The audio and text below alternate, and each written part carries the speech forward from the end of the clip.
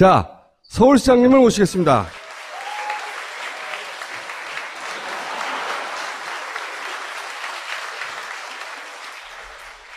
다른 거 이전에 제가 이제 그 박원순 서울시장님이 워커홀릭이라는 얘기를 몇 번 했어요. 이게 실제 사무실 장면이죠. 아니 이게 옛날 얘기고 요새는 싹 치웠어. 사무실 가면 항상 서류가 쌓여있거든요. 이렇게 일 못하는 사람의 특징이죠. 요 뒤에 숨는 거예요. 요 뒤에. 연출한 건 아니죠? 제가 사무실을 가본 결과 연출은 아닙니다. 다만 이 뒤에서 주무실 때가 있어요. 오늘 모신 이유가 뭐냐면 사실 그 메르스 사태 때 갑자기 인기가 치솟아서 상종가를 치고 대선 주자 후보군 1, 2위를 다투고 그럴 때가 있었어요. 그럴 때가 있었는데 최근에 한 5, 6%대에서 그러니까 한 3위권 이 정도에서 계속 그 횡보를 하고 계세요. 횡보. 그 이유에 대해서 저희가 이 앞 순서에 황 박사님을 모시고 원인 분석을 해봤더니 서울시장을 오래 하다 보니까 사람들이 그리고 서울시장으로서만 발언하다 보니까 사람들이 점점 관료로 보기 시작했다. 관료로. 그래서 그 이미지가 고위공무원의 이미지가 점점 굳어지고 있는 거예요. 일 잘하는 고위 관료. 그렇죠. 일 잘하는 열심히 하는 고위공무원. 이게 정치인으로서 나서서 리드하는 게 아니라 주어진 일을 열심히 하는구나. 이런 이미지가 점점 굳어지고 있답니다. 그래서 저희가 그 이미지가 이미지일 뿐인가 그냥 아니면 실제 그런가 이걸 오늘 저희가 밝혀보도록 하겠습니다. 오늘 저기 파파이스에 나왔으니까 파파이스가 길을 잘 열어주겠죠? 네. 어떤 길을요? 대선으로 가는 길이요? 뭐 무슨 길인지는 잘 모르겠는데 아무튼. 네, 자, 지옥으로 가는 일이. 자, 첫 번째 제가 여쭤보려고 하는 건 뭐냐면 원래 서울시가 현 정부하고 사이가 좋을 리가 없죠. 좋을 리가 없는데 요즘은 좀 각별히 안 좋아요. 왜 각별히 안 좋냐면 서울시에서 이제 청년 수당이라는 걸 하려고 했습니다. 매월 50만 원씩 3,000명에게. 그래봐야 10몇 억밖에 안 돼요. 그죠? 근데 정부가 이걸 반대하고 있어요. 그 이유가 뭡니까? 아, 그건 저쪽 가서 물어봐야지. 나한테. 그럼 다음으로 넘어갈까요? 글쎄, 뭐 서울시가 하는 거는 정부가 못 봐주는 것 같아요. 뭐 이것뿐만 아니라. 사사건건. 글쎄, 왜 그런지 잘 이해가 안 가고. 원래 복지부가 협의를 거치지 않았다. 이걸 이유로 삼았는데 그래서 협의를 했잖아요. 그럼요. 그래서 협의를 거쳐서 오케이 이렇게 하면 된다고 해서 발표를 하기로 했어요. 그죠? 그런데 발표를 하기로 한 전날 다시 뒤집었잖아요. 안 된다고. 구두상의 합의도 합의라고 생각하는데 네. 이미 그 복지부 장관한테 이미 구두 보고하고 다 합의를 했다. 동의를 했다. 네. 그래서 이제 우리는 발표를 그러면 어떻게 할 거냐. 이걸 고민하고 있는데 몇 시간 후에. 몇 시간 후에. 승인을 못 한다. 장관이 이렇게 오케이 통보가 온 거예요. 그러니까 장관은 동의했는데 그러면 도대체 누가 그걸 그렇게 했냐. 장관보다 못하겠냐. 네. 그래서 장관보다는 더 높은 사람이 그랬을 것이다. 외부에서 누군가가 개입을 했을 것이다. 누가 그랬을까요? 그것까지는 여러분 상상에 맡기겠습니다. 1번 청와대. 네. 2번 청와대. 3번 박근혜? 4번 국정원. 그러니까 몇 시간 후에 뒤집어진 겁니까, 이게? 한다고. 그게 6시간인가 7시간. 예. 그러니까 어느 신문에 났어요. 그, 잃어버린 그, 시간. 그럼 강행하실 계획이세요? 아니, 그럼요. 이게 사실은 우리 청년들과 함께 한 2년 동안 정말 그 지금 청년들의 상황이 절박하잖아요. 그래서 이 청년들에게 도움이 되는 그런 정책이 뭘까? 그래서 깊은 논의를 해왔고요. 그래서 사실은 사람들이 보통 청년 수당만 지금 쟁점이 있는 줄 아는데 그 이전에 우리는 청년 보장 정책이라고 해서 청년들에게 일자리 또 주거, 또 함께 모여서 늘 고민하는 그런 공간, 그 다음에 청년 활동을 구직 활동이나 또는 새로운 창업을 하는데 필요한 청년 활동 수당, 이게 하나의 패키지로 있는 정책이에요. 근데 이제 그 중에 요 하나만 딱 들어서 지금 보건복지부가 반대하고 나선 것이고요. 반대 이유는 정하잖아요. 퍼주기. 청년들을 믿느냐 안 믿느냐의 차이입니다. 왜냐하면 이 보건복지부에서 계속 문제 삼는 게 이 돈 가지고 혹시 술 먹으러 가는 거 아니냐. 그래서 우리는 필요하다면 술도 좀 먹을 수 있는 거지. 말하자면 지금 이 중앙정부는요 2016년 금년 한 해만 해도 2조 1,000억을 청년 일자리를 위해서 지금 예산을 쏟습니다. 그런데 청년 일자리는 실업률은 나아졌나요? 10.3%, 사상 최악의 지금 실업률 상황이에요. 그러면 지방정부가 이렇게 청년들과 함께 만들어낸 정책이 정말 잘 되는지 오히려 뒤에서 격려해주고 그래서 잘 되면 그걸 전국으로 확대하면 되는 일이잖아요. 그런데 왜 반대하고 나섰냔 말이에요. 주요 야권 인사들을 쭉 관리를 해요. 그 지지율을 정부 차원에서. 근데 물론 문재인, 안철수도 관리하지만 박원순까지 일정 정도 이상 인기가 올라가면 변수가 너무 많아지는 거예요, 이게. 그래서 박원순 시장이 일정 정도 인기가 올라갈 때는 바로바로 관리가 들어와요. 그런 거 느끼십니까? 박원순을 제일 많이 관리하죠. 보세요. 어버이연합이 왜 박원순 앞에만 와서 19번이나 어버이연합이 집회를 했냔 말이에요. 게다가 성별도 바꿔가면서. 그거는 이제 내가 시장 되기도 전에 이미 관리를 했어. 왜냐면 박원순 2년 나와 그래. 아름다운 가게 할 텐데 그 앞에 와서 어버이들이 오셔갖고 그런 얘기를 했다는 거예요. 박원순 2년 나와! 이렇게. 근데 사실은 그분뿐만이 아니고 나를 여성으로 아는 분들도 상당히 있어요. 지난번에 여러분 주얼리라고 하는 걸그룹 아시죠? 거기 아주 리더가 가수 중에 예원이라고 있는데요. 어느 언론사 인터뷰에서 가장 존경하는 여성 정치인이 누구냐? 박원순 서울시장입니다. 이렇게. 얼마나 훌륭합니까? 오직 노래하는데 집중하다 보니까. 네. 제가 그래서 여성 정치인입니다. 어쨌든 그거를 서울시정을 하면서도 느끼시죠? 왜 박원순 죽이기 문건이라는 게 있었잖아요. 있었죠. 네. 거기 보면 여러 가지 나오죠, 내용이. 어떻게 박원순 시장을 절대 성공하게 하면 안 되는지 그게 2장짜리 이게 다 나와 있잖아요. 되게 간단한가 본데요? 2장으로 되네. 2장으로 정리가 되는 거. 그게 이제 말하자면 나온 문건이 요약한 문건이 나온 거죠. 그거를 이게 그거구나 하고 실감하신 적 있어요? 그거야 우리 여기 오신 분들 다 아시죠? 또 한편으로는 이해도 가는 게 서울시도 정부가 한 일을 참 반대를 많이 합니다. 예를 들어 보세요. 국토부에서 용산공원을 이렇게 조성한다고 방안을 냈어요. 나눠 먹게 하겠다는 거잖아요, 저거. 서울시장이 갑자기 튀어나와가지고 그렇게 하면 안 된다고 결사적으로 반대를 하기 시작했죠. 왜 반대를 시작하셨습니까? 갑자기 튀어나온 건 아니고 오래전부터 튀어나와서. 서울 시민들이 이걸 용납하겠어요? 왜냐하면 이 용산공원이라는 게 여러분 청나라 시절에 이 청군이 주둔했던 시절에서부터 시작해서 일제시대 때는 조선군 사령부가 여기 있었고 그 다음에 해방이 되고 나서는 또 미군이 진주해서 지금까지 오늘까지 왔잖아요. 그러니까 이게 이제 우리 시민의 품으로 돌아오는 거예요. 그러면 우리가 사실 뉴욕의 센트럴 파크처럼 그런 정말 민족의 공원으로 만들어야 되잖아요. 근데 여기다가 이런 걸 다 건물 막 때려 짓고 이러면 그 공원이 제대로 되는 게 아니죠.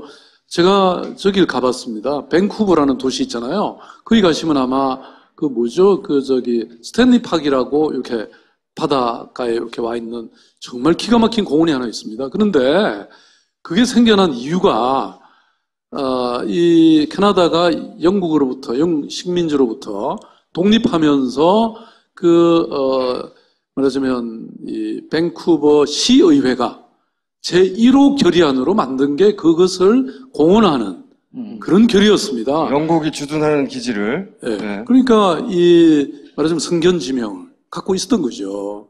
그런데 이거는 지금 우리가 정말 여기에 뭐 조선시대부터 와 있던 많은 것들이 유물로, 유적으로 남아 있어요. 그래서 이걸 우리가 잘 조사 정리해서 유네스코 문화유산으로 우리는 등재하려고 이렇게 하고 있는 일인데 정부가 나서서 저렇게 망치면 안 되는 거죠. 그래서 저거는 뭐 누구라도 반대해야 될 내용이죠. 근데 이게 서울시가 그렇게 반대해서 국토부가 진행하는 일을 실제로 막을 수 있어요? 뭐 서울시장이야 짓밟고 지나가겠죠. 그렇지만 국토부가 철회했습니다. 사실상 이 안을. 이 안을 철회했다. 온 시민이 저와 함께 하고 있기 때문에. 여러분 그렇죠? 보세요.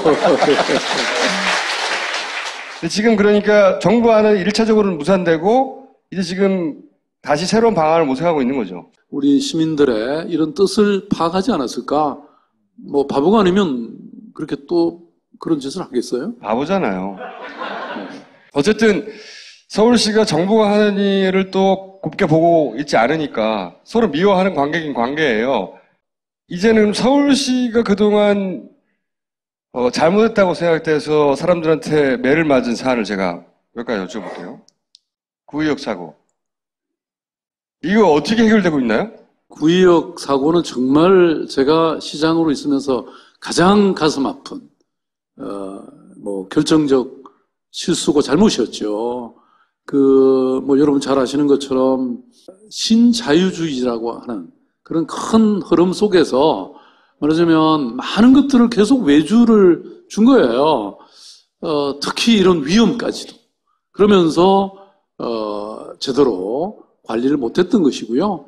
그래서 이거의 핵심은 말하자면 위험마저도 외주를 준 이것이라고 생각해서 적어도 위험에 관련된 서울시 산하의 모든 지하철뿐만 아니라 시설관리공단이라든지 이런 걸 전부 직영화하는 이런 조치를 취했고요. 그 다음에 더 원천적으로는 여기 이른바 이게 스크린도 그죠? 네. 안전문이었잖아요. PSD라고 하는.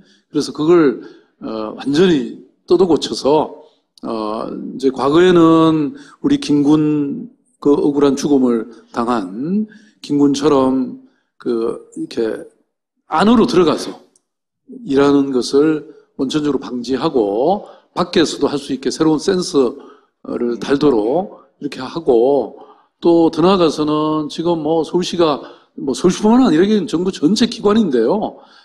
외주나 또는 이런 민간 위탁 준 거 뭐 이런 것들도 전부 저희들이 지금 다 분석하고 있고요.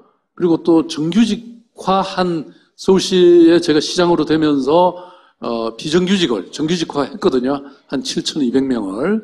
근데 물론 이분들이 이제 이런 어떤 신분의 안정은 가졌지만 여전히 처우에 있어서 또 문제가 많더라고요. 그래서 이번 기회에 이 가슴 아픈 사건을 계기로 해서 완전히 새로운 서울의 모델을 지금 만들고 있고 이미 2차례 발표했고요. 앞으로도 한 2-3번 더 남아 있습니다.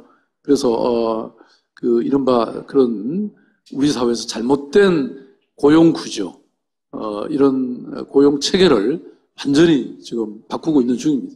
저 안전문이 대단히 문제가 많아서 아마 지금 이 시간에도 고장나고 있는 데가 있을 거란 말이에요. 그럼 당시에 김군이 갔을 때와 지금은 좀 다른 시스템으로 움직이고 있나요? 그럼요. 네. 네. 물론 시간이 걸리는 일들이 있죠. 그걸 이제 아까도 말씀드린 것처럼 센서를 이렇게 안에서도 처리할 수 있게 하는 거라든지 이런 거는 이제 전체적인 시설이 있어야 되는데 여러분 잘 아시는 것처럼 이것도 이제 이명박 시장 시절에 사실은 그게 이 외주를 주면서 그 회사로 하여금 이 스크린도어의 광고권을 주고 그리고 이걸 관리하도록 했는데 이 사람들이 광고 회사니까 말하자면 이런 기술적인 것은 부족했을 거 아닙니까? 그래서 그 공사가 상당히 부실해가지고 이런 사고가 잦았던 거예요. 특히 지하철 2호선 라인에 이 사고가 잦아요. 그래서 아무튼 뭐 그것은 옛날 얘기고 제가 잘 못 챙겨서 이런 사고가 났던 것은 뭐 틀림없으니까 어쨌든 이거는 전적으로 제 책임이다 이렇게 생각하고 있습니다. 또 한 가지는 저희도 한번 살짝 다뤘었는데 옥바라지 골목 있지 않습니까? 이걸 어떻게 됩니까? 그 왜 다 철거한다고 했는데 시장님이 가셔서 이거 못하게 하겠다고 하셨잖아요. 그러니까 그 옥바라지 골목이 사실 뭐 사정이 복잡하게는 돼 있어요. 이미 뭐 허가가 나와가지고 벌써 건축 공사를 이제 시작해야 되고 그리고 이제 철거를 해야 되는 상황이긴 한데 네, 법적 상황은 그러했는데 문제는 제가 시장으로 취임한 이후에 용산 참사 같은 그런 비극적인 사건이 있으면 안 된다. 다시 말하면 강제 철거는 하면 안 된다. 이렇게 했는데 물론 뭐 이 법률에 따라서 그 명도 소송 판결을 받아갖고 하는 건 어쩔 수 없는데 문제는 그 과정에서 폭력배를 동원해서 하면 안 되는 거잖아요. 그런 소식을 듣고 달려가서 이건 내 원칙이 반하는 것이다. 그래서 이렇게 철거하면 안 된다라고 했고요. 그래서 그 이후에 중단이 됐고 지금 그 이 조합 측과 그다음에 지금 그 시민대책위원회 여기하고 지금 여러 가지 대화를 해서 아마 조만간 완전히 정리를 할 생각입니다. 그럼 옥바라지 골목은 일단 철거가 되긴 되는 겁니까? 확고히 지금 하고 있는 원칙은 아무튼 이런 것을 이렇게 일방적으로 마음대로 철거하고 또 전면적으로 철거한 다음에 그래서 이 월세 사는 분들이나 이런 가난한 사람들이 전부 쫓겨나는 이런 전면 철거형은 안 된다. 제가 이렇게 원칙을 세우고 있고요. 그래서 많은 부분을 해제를 했죠. 그런데 이제 어떤 경우는 이미 허가가 벌써 나가갖고 추진되고 있는 곳도 있고, 그 다음에 이게 또 어떤 경우는 그런 뭐 역사적인 뭐 유적이나 또는 자연의 어떤 경관을 해치지 않는 뭐 그런 것도 있기 때문에 그런 곳은 찬성과 반대가 또 굉장히 서로 싸우고 있는 곳이 또 많아요. 그래서 그런 것들도 지금 아직 한 뭐 거의 200여 군데나 있고요.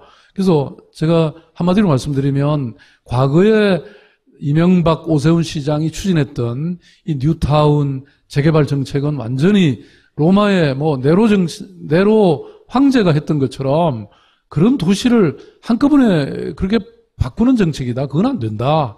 말하자면 사람들의 시민들의 삶이 켜켜이 녹아있는 쌓여있는 이런 것들은 어떻게 하든 그것을 보존하면서 또 그게 쫓겨나지 않도록 하면서 해야 된다. 이게 제 철학이고요. 가능하면 그런 쪽으로 가고 있습니다. 그럼 제일 잘했다고 생각하시는 건 뭐예요? 여태 서울시 행정 중에 본인이. 그거야 너무 많죠. 그거는 하루 따로 나를 주셔야지 되고요. 이 서울역 고가가 이제 고가로서 기능을 다해서 철거하자고 했는데 이 고가를 살려서 공원으로 만들자는 안을 내셨어요. 그죠? 이거는 이제 조감도고 앞으로 이렇게 될 거라고. 그러면서 예를 드신 게 뉴욕의 하이라인 파크라고 원래 철길이거든요. 철길. 이거를 철거하려고 하다가 이걸 공원으로 만들어 버렸어요. 굉장히 유명한 프로젝트예요. 이거. 성공적이거든요. 이 길이 예쁘니까 그 주변 건물들도 이 길에 맞춰서 짓기 시작했어요. 그래서 굉장히 멋진 비유가 만들어졌는데, 근데 이게 내년 4월에 완공되죠. 예, 내년 4월쯤. 네. 예.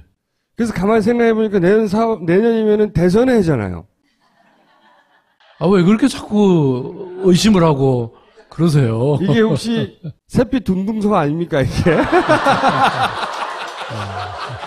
제가 새빛 둥둥섬도 잘 마무리해서 정리해서 처리했고요.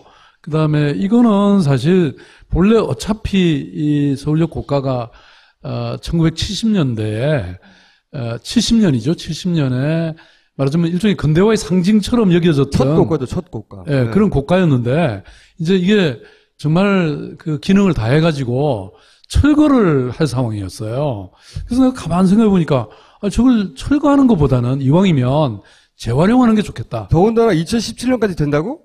하필이면 2017년. 그렇게 됐어요. 하필이면. 야, 2018년까지 가는 거 아니지?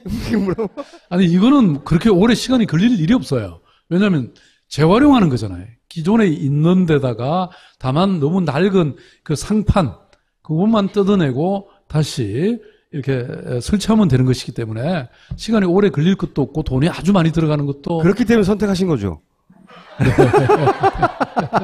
제가 본래 재활용을 잘하잖아요. 아름다운 가게 보세요. 헛물건 기부받아서 판매하고 남는 수익 1년에 한 거의 400억을 또 자선에 쓰는 재활용의 또 대가니까요. 그래서 이거를 재활용을 한 거죠. 아니, 저는 개인적으로 가장 기대하는 시정 중에 하나예요. 왜냐면 도심 한가운데 이렇게 공원이 생겨서 쭉 지나가는 거잖아요. 이런 공원이 없단 말이에요. 밑에는 차가 다닐 것이고 계속해서. 기차도 다니고 네. 동쪽과 서쪽을 연결하는 인도죠. 비유도 좋을 것이고 이렇게 되면 많은 사람이 오게 돼 있거든요. 많은 사람이 와서 보게 되고 근데 좀 있으면 대선이야. 저 양반은 그거밖에 생각이 없어요. 서울역 그 철로를 지나면 이제 이른바 이 서부 지역 그 공덕동 또 어디입니까 중림동 또 청파동 여기가 서울역이에요. 그러니까 예 그런데 그게 다 지금 등잔 밑이 어둡다고 정말 굉장히 노후화돼 있고 도시 개발이 늦어요. 그런데 맞습니다. 요 일대가. 예, 요게 연결이 됩니다. 그래서 지금 여러분 그쪽 서계동이라든지 이 일대가 완전히 새로운 지금 발전의 기회를 맞고 있고요. 그다음에 사실은 이게 단순히 서울 고가를 이렇게 재활용한다는 걸 넘어서서 서울을 보행 친화 도시로 완전히 바꾸는 프로젝트의 하나입니다. 사람들이 자꾸 하나만 이거는 반대가 있었기 때문에 유명해졌는데요. 세운상가도 지금 2층 데커를 깔아서 또 남북 간에 이 남산까지 연결이 되고요. 그다음에 종로도 지금 우리가 중앙 차선을 하나를 더 해갖고 대중교통은 많이 오게 하고 그 대신 차선을 하나씩 줄여서 이 자전거라든지 사람이 걷기 편하게 만들어. 그래서 한 20분 안에 서울을 이 도심을 완전히 걸어 다닐 수 있게. 아니면 자전거 타고 싶은 분은 따릉이라고 여러분 아시죠? 그게 지금 2,000대가 풀려 있는데요. 앞으로 2만 대로 지금 확대할 생각입니다. 그러니까 이 도심권 안이 걷거나 자전거 타서 다 10분, 20분 안에 다 다닐 수 있게. 개인적으로도 이 프로젝트가 관심이 있는 이유는 뭐냐면 이렇게 걸어와서 내려오면 벙커로 바로 올 수가 있어요. 그러니까 저기서 이렇게 가면 벙커로 가고 저기서 중앙 라인을 따라서 쭉 가면 한겨레 신문사를 가요. 맞아요. 처음에는 반대했죠, 정부에서. 이것도. 그렇죠. 못하게 했어요. 처음에. 허가 막 안 내주고. 경찰이 반대했고 또 국토부가 우리 애간장을 많이 태웠죠. 처음에 경찰이 위험하다고. 사람들 떨어진다고. 그래서 대선은 사실은 서울시장님을 이 시점에 모신 이유는 저는 이걸 여쭤보려고 한 거예요. 시정은 잘 알아서 하시겠지. 잘 사시겠지. 서울시장만 하실 것인가 앞으로. 왜냐하면 제가 일부러 이런 얘기를 꺼낸 게 아니라 본인이 이런 얘기를 하셨어요. 뒤로 숨지 않겠다. 서울시장님은 이런 얘기를 하면 안 되는 거예요. 아니죠. 광주 5.18를 앞두고 네. 충분히 하실 수 있는 말씀이죠. 자, 그렇게 변호를 한번 해주시고, 그러면 이걸 어떻게 할 거예요? 그냥 시장 한번 하려고 시장된 것이 아니다. 3번 하고 싶다. 저기에서 한 번은 숫자가 아니에요. 온리예요. 온리. 시장만 하려고 한 게 아니다, 내가. 그렇지. 도지사도 하고 싶다거나. 그리고 나서 리더로서 무한 책임을 지겠다. 뭐 이런 얘기를 쭉 연달아서 하셨단 말이지. 그래서 사람들이, 아, 이제 대선 출마를 하려고 지금 워밍업을 하는구나. 라고 생각할 수밖에 없게끔 본인이 말을 하셨잖아. 그러면서 또 무슨 얘기를 했냐면, 결정적으로 왜 대선 출마를 하는지 한편으로는 고맙다. 왜 고마우셨어요? 아니 내가 서울시장을 잘못했으면 누가 이런 질문 안 하겠지. 서울시장을 잘하고 있다는 칭찬으로 간접적으로 받아들인 그뿐인 거예요? 네. 그럼 이 얘기를 왜 하셨어요? 시장 한 번만 하려고 한 게 아니다. 시청에 가면요, 그 역대 시장들의 이 사진들이 쭉 걸려 있습니다. 1대부터. 그런데 제가 이미 2번을 했기 때문에 35대 시장, 36대 서울시장. 그런데 내가 사진 한 장 올리려고 시장한 건 아니다. 사진 3장까지 올릴 수 있어요. 서울시 제대로 바꾸자. 제대로 바꾸라. 이렇게 공무원들한테 얘기한 겁니다. 정치적인 어떤 행보를 하지 않을 게 아니다 이런 말이 아니고 시장을 잘하겠다는 뜻이라고요? 아니, 그거를 뭐 내가 꼭 다 해석을 해드려야 되나요? 그러니까 내가 해석했잖아 지금 마음대로. 그러면 구체적으로 예를 들어서 내년 1월이나 2월이나 3월 정도로 예정돼 있는 더민주의 대선 후보 경선 이런 데 시장직을 유지하고 나가나요? 아니면 그만두고 나가나요? 네. 유지하고. 뭐 그 다음 질문은 뭐 할 거예요? 이게 이제 사실은 박원순 대선 플랜을 미리부터 회방하려고 하는 것들이거든요. 오랫동안 했어요, 이 작업을. 지금도 지금 역으로 이제 소송을 고소를 하셔가지고 그 문제 제기를 했던 사람들 이 재판을 받고 있죠. 그런데 여기에 예를 들어서 다시 신경을 받자 이런 요구가 있어요. 거기에 대해서 다 끝났다 이렇게 말씀하시는데 제가 오늘 여쭤보는 건 뭐냐면 이 문제에 대해서 시장님이 가지고 있는 기본 대응 방침이 뭡니까? 앞으로 이런 문제를 계속 거론할 거거든요. 되든 안 되든 막. 혼내줘야죠. 강용석 전 의원이 내가 이렇게 되면 뭐 어떻게 하겠다고 강용석 전 의원이 뭘 걸었죠. 근데 그때 고소를 바로 들어가지 않고 용서를 해주셨어. 그때 제가 절대로 그러면 안 된다고. 다시 용서해준다고 고마워하지 않는다고. 다시 문제 삼을 거라고. 그렇게 제가 그러면 안 된다고 그랬더니 아닙니다. 그래서 총수님의 말씀을 잘 들었어야 되는데. 아닙니다. 다 이렇게 잘 해결됐는데 절대 해결된 게 아니라고.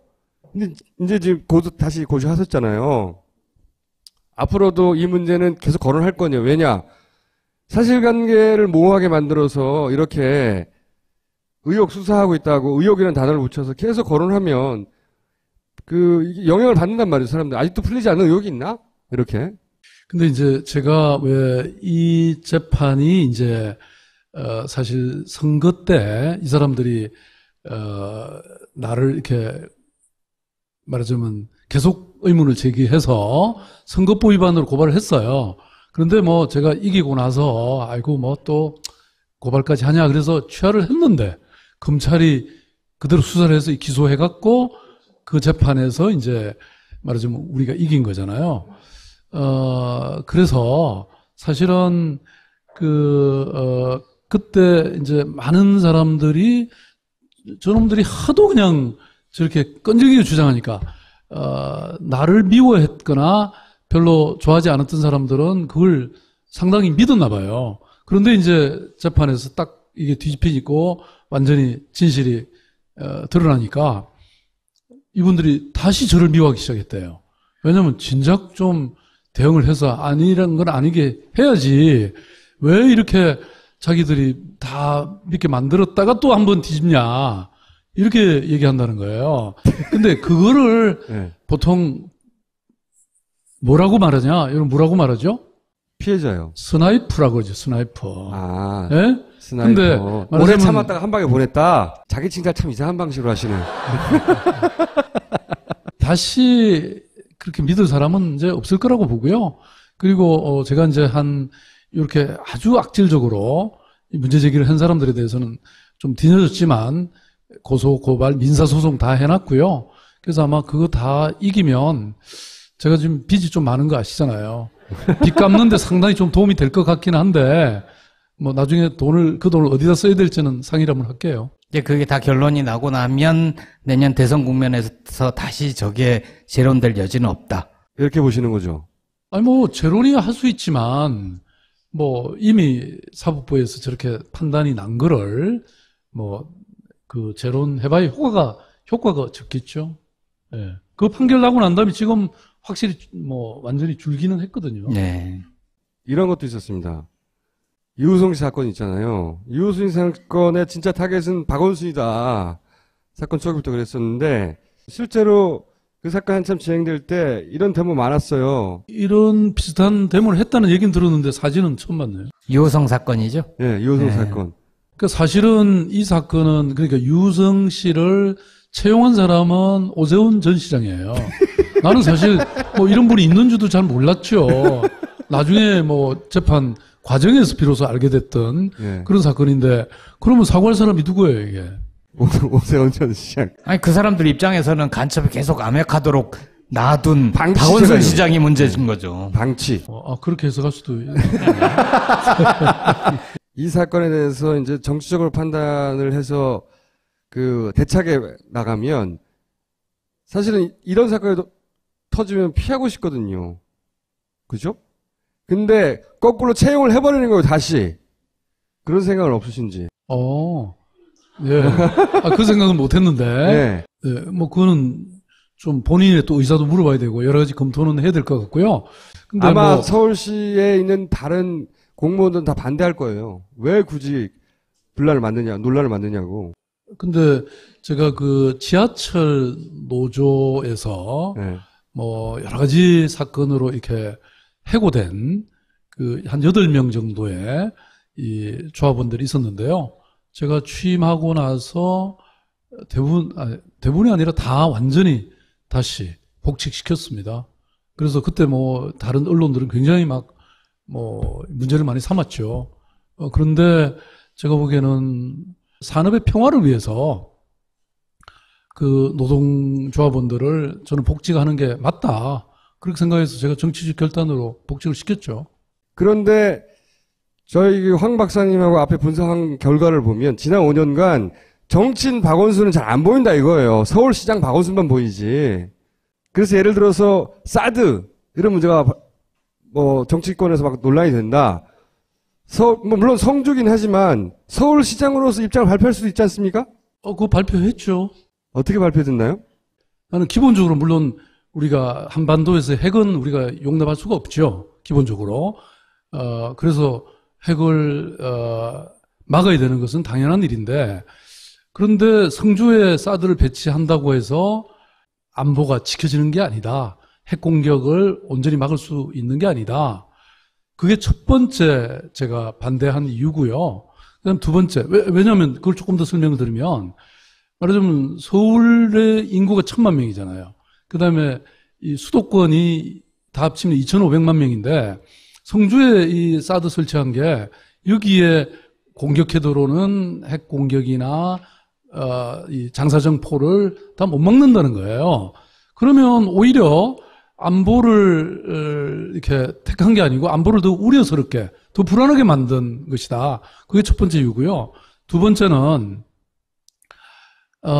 이게 지금 사실 우리 경제적으로 보면 굉장히 큰 지금 타격이 올 수가 있습니다. 제가 사실은 뭐 여러분 잘 아시지만 메르스 이후에 중국에 가서 그 여행객들 관광을 좀 더 유치하기 위해서 무진 애를 썼고, 그래서 간신히 이제 지금 회복돼 가고 있는데, 지금 만약에 중국 관광객이 하나도 없는 썰렁한 서울을 한번 상상을 해보십시오. 보통 제가 2018년까지 2천만 명의 관광객을 목표로 하고 있는데, 그게 약 40만 개 일자리를 만든다고 하거든요.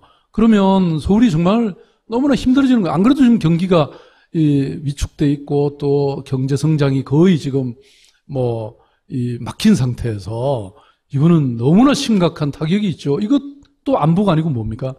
저는 세 번째 또 반대하는 이유는 이게 그 과정이, 절차가 시민 이렇게 중요한 문제인데 이걸 아무런 정말 논쟁이나 토론이나 협의 없이 이루어졌다는 게 또 용납할 수 없는 일이죠.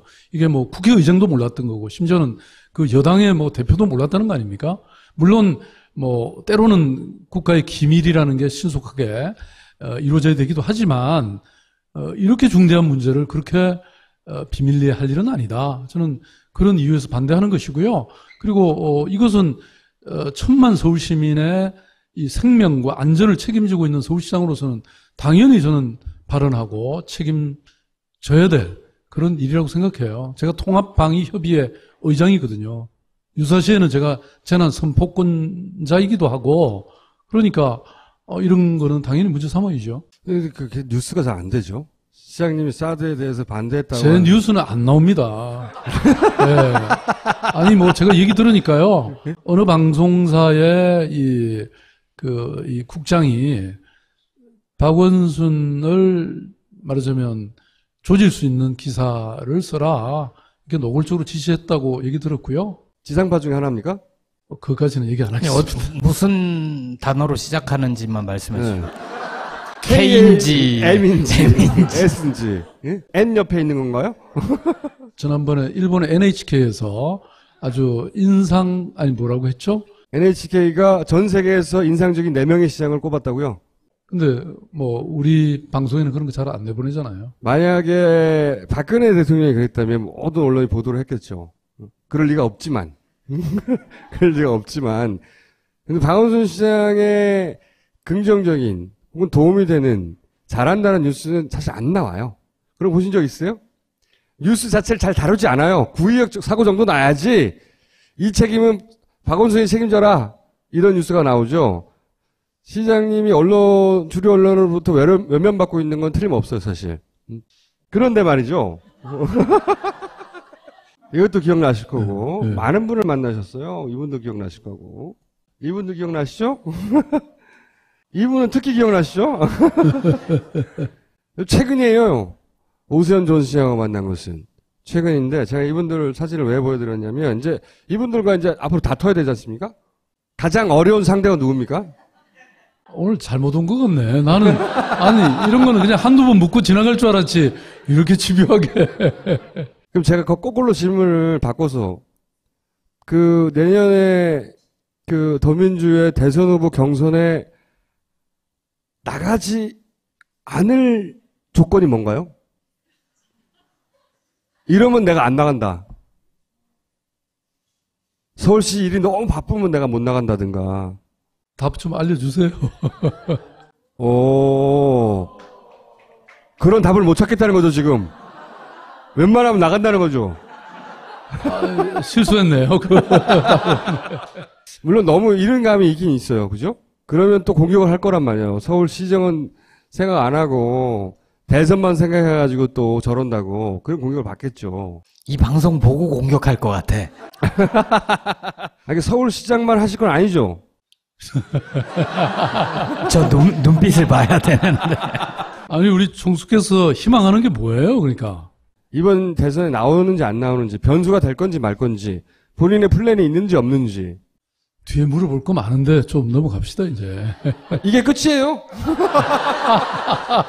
지금부터 이제 저 질문을 계속 변주하면서 할 건데. 만약에 문재인과 안철수 둘 중에 한 사람을 내가 선택해 지지해야 될 상황이 온다면 누구를 지지하시려고 지금 마음으로 굳게 먹고 계세요? 아직 오지도 않은 상황들을 갖고 왜 그렇게 자꾸. 그러면 누가 더 좋아요? 이 두 분의 장단점을 하나로 요약해서 말씀해 보시면. 예전 같으면 시장님이 지금 좀 얼굴이 좀 빨개져가지고 날 여기 왜 부른 거냐고 한마디 하셨을 것 같은데. 한 10년 전 정도. 지금은 기다리고 있었던 거지. 즐기시는 것 같아요, 네. 지금은. 그러면 김종인 대표는 어떻게 보십니까? 이 원고에 전혀 없었던 얘기를, 아니, 한두 개도 아니고 이렇게 많이 하면. 개인적으로 안희정 지사 일을 잘하고 있다고 생각하시나요? 네, 일 잘하죠. 네. 이재명 시장도 일을 네, 잘하고 있죠. 저는 지방정부는 사실 늘 시민들의 가까이에서 이렇게 늘 피드백하고 그분들의 목소리를 듣고 함께 공감하고 이런 일들을 늘 하게 돼 있거든요. 그분들을 라이벌로 생각하십니까? 뭐든지 그렇게 라이벌로 생각해요. 아니, 너 동지죠. 동지긴 한데. 동지면 됐지, 또 뭘 물으시려고. 아직 라이벌로 보기에는 아직 더 커야 되나요?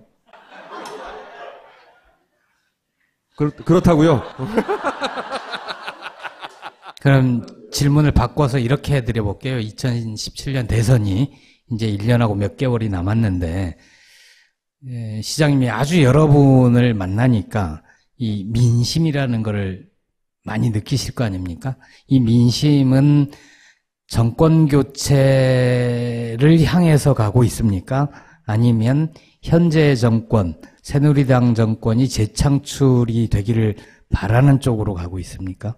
저는 우리 사회가 지금 이토록 절망적이고 또 그래서 뭔가 이 시대를 바꿔야 되고 그리고 정권도 바꿔야 되고 세상을 바꿔야 된다고 하는 그런 생각들을 많은 사람들이 뭐 저만 하겠어요? 여러분 안 그러세요? 네.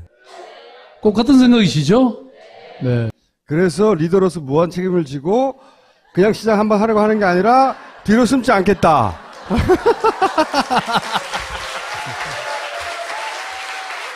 끝나기 전에 황상민 박사가 저한테 대신해달라고 한 질문이 있잖아요.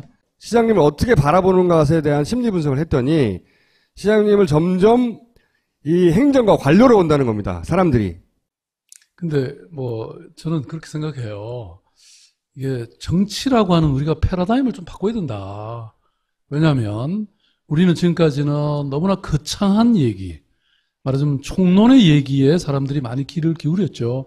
물론 그것도 필요합니다만은 저는 우리 사회는 강론이 필요하고 또 이런 어떤 실사구시적인 이런 게 중요하다. 사실 뭐 서울시의 이 시장이라는 직책이 물론 정치인이긴 합니다만은 당연히 행정을 살림을 잘 살아야죠. 민생을 잘 돌보고 시민들의 아픔을 잘 보듬고 그런 거 하는 게 정치죠. 근데 이재명 시장을 보면 그것도 잘하면서 자기 광도 잘 팔거든요. 뭐 그런 거를 기대하는 거죠, 지금. 그러니까 이재명 시장이 잘하는 부분, 더 작은 지자체이긴 하지만 시장님보다 더 잘하는 부분 약한 거예요. 현재 스코어. 그거가 황 박사의 분석이 드러난 것이고, 그래서 질문을 하나 던지고 왔어요. 황 박사의 질문을 그대로 할게요. 당신은 어떤 시장으로 기억되기를 바라십니까? 한 단어로. 한 단어로. 아무것도 안 한 것으로 기억되는 시장. 아무것도 안 한 것으로 기억되고 싶다? 시장의 꿈이 아니고 시민의 꿈을 실현하는 시장. 뭐 그 얘기하고 시장으로서 자기 욕심으로 한 건 아무것도 없고 시민들이 원했던 것만 한 사람으로 그렇게 기억되고 싶다. 한 단어가 아니고 여러 단어잖아요, 그건. 황 박사님이 남기고 가신 얘기가 이겁니다. 한 단어가 나오느냐 아니면 길게 설명이 되느냐. 길게 설명이 되면 아직 본인도 잘 모르는 거다라고. 그거 맞는 얘기네. 자, 그러면은 저희가 다음 주에 황 박사님의 분석을 붙여서 듣기로 하고, 오늘 고생 많이 하셨는데 마지막으로 혹시 이 서울 시민을 향해서 꼭 하시고 싶은, 보통 언론이 다뤄주지 않는데 꼭 하고 싶은 이야기 있으세요? 역사의 대열에 앞장 서야죠. 여러분과 함께. 그죠? 네. 네. 감사합니다. 시장님 고생하셨습니다. 오늘 여기까지 하겠습니다. 감사합니다.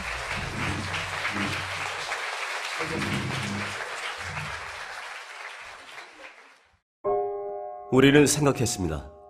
실외는 가까운 곳에 있다고. 우리가 파는 것은 음료 몇 잔일지 모르지만 거기에 담겨있는 것이 정직함이라면 세상은 보다 건강해질 것입니다. 그래서 아낌없이 담았습니다. 평산네이처 아로니아 친. 지금 딴지마켓에서 구입하십시오. 똥은 싸고 다니냐?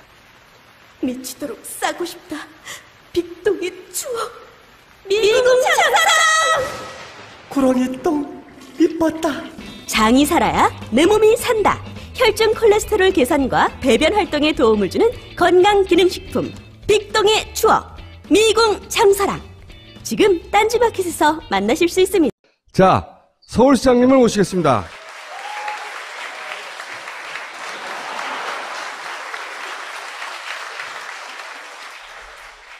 다른 거 이전에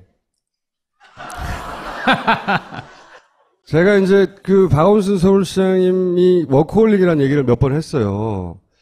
이게 실제 사무실 장면이죠. 아니, 이게 옛날 얘기고 요새는 싹 치웠어. 사무실 가면 항상 서류가 쌓여있거든요, 이렇게. 일 못하는 사람의 특징이죠. 요 뒤에 숨는 거요, 뒤에. 연출한 건 아니죠? 제가 사무실을 가본 결과 연출은 아닙니다. 다만 이 뒤에서 주무실 때가 있어요.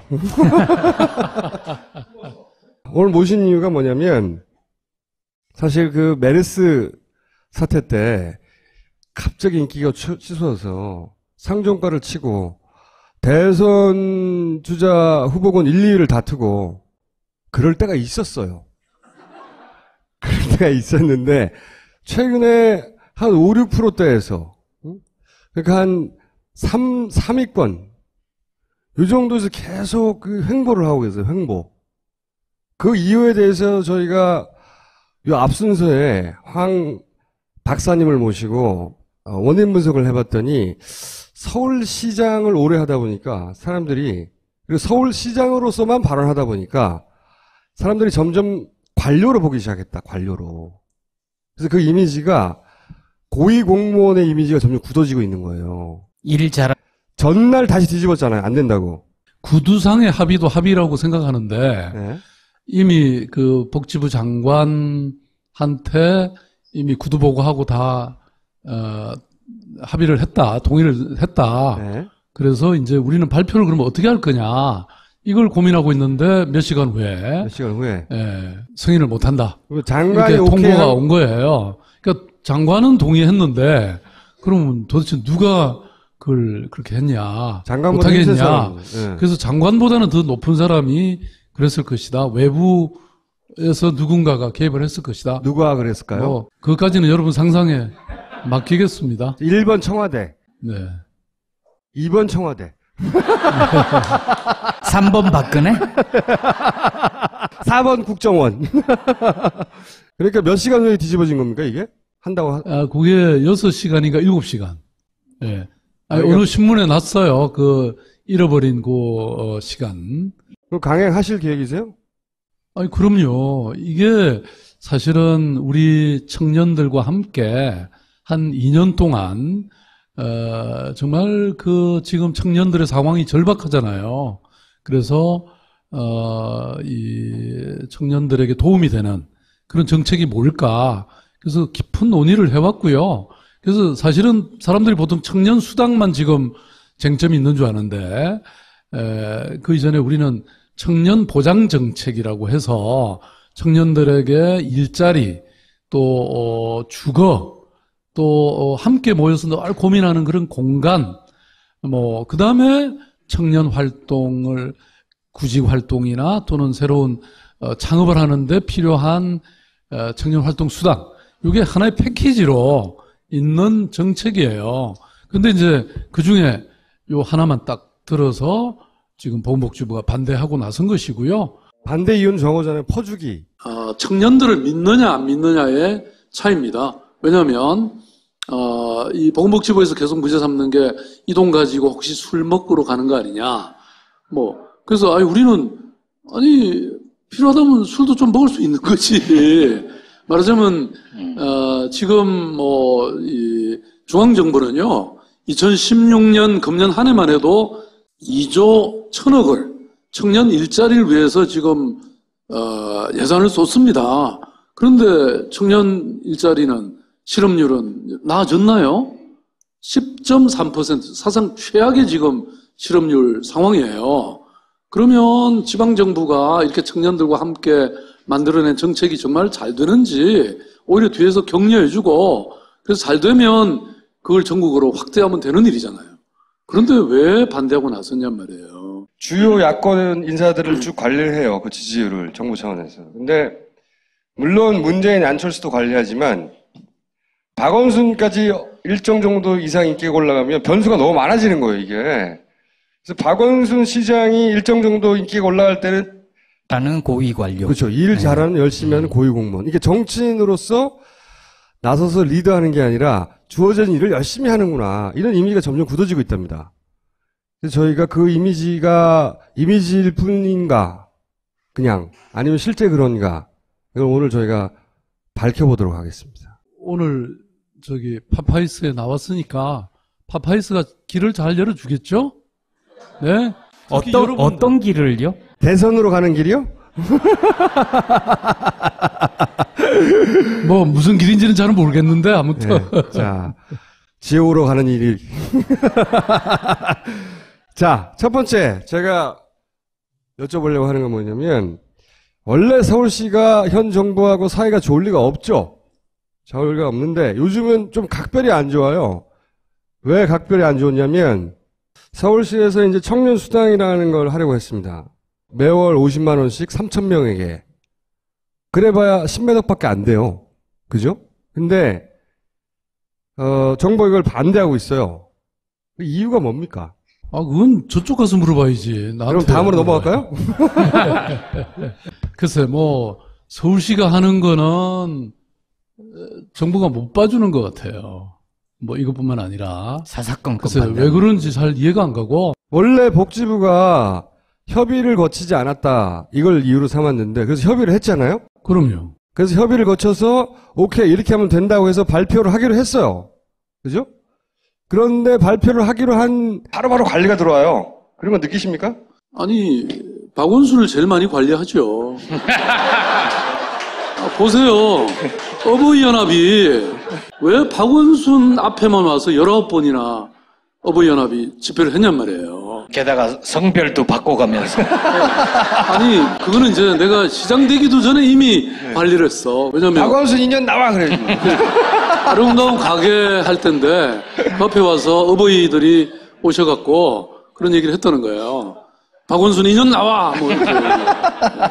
근데 사실은 그분뿐만이 아니고, 나를 여성으로 아는 분들도 상당히 있어요. 지난번에 여러분, 주얼리라고 하는 걸그룹 아시죠? 거기 아주 리더가 가수 중에 예원이라고 있는데요. 어느 언론사 인터뷰에서 가장 존경하는 여성 정치인이 누구냐? 박원순 서울시장입니다. 이렇게. 얼마나 훌륭합니까? 오직 노래하는데 집중하다 보니까.